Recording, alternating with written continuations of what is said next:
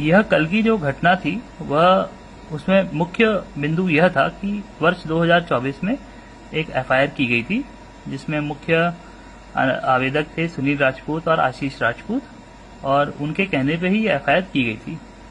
इसमें मुख्यतः सबसे पहले तो एक हीरा जो कि मुंबई में खरीदा गया था, जिसको जब ये बेचने का प्रयास किया गया था उसमें बदल दिया गया था, इनका ऐसा कहना था, जिसको हमने सच मानते हुए इनके मदद करने के लिए हमने ये कायमी की थी।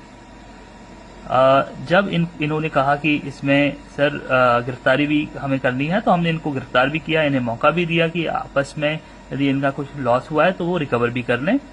बट जब 1 साल हो गया, उसमें चालान अब हमें पेश करना है न्यायालय में, तो इनके द्वारा उसमें अवरोध पैदा किया गया, जिस अवरोध के चलते हुए पुलिस को चालान पेश करने में दिक्कत आई।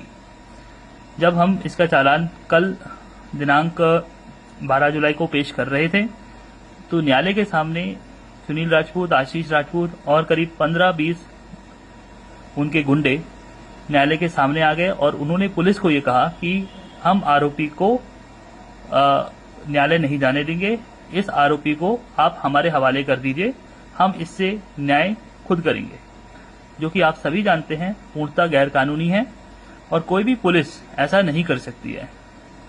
जब पुलिस ने इस चीज का विरोध किया तो उन्होंने इस चीज के नारे लगाए, क्योंकि वह न्यायालय परिसर था। तो पुलिस ने कहा कि आप न्यायालय परिसर में ऐसा मत करें, आप थाने चलें, थाने में चल के बातचीत की जाएगी।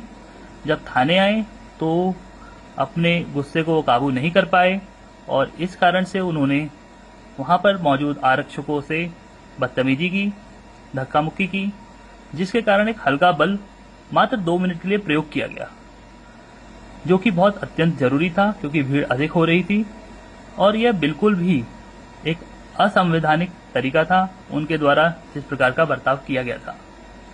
तो यही एक मुख्य वजह थी।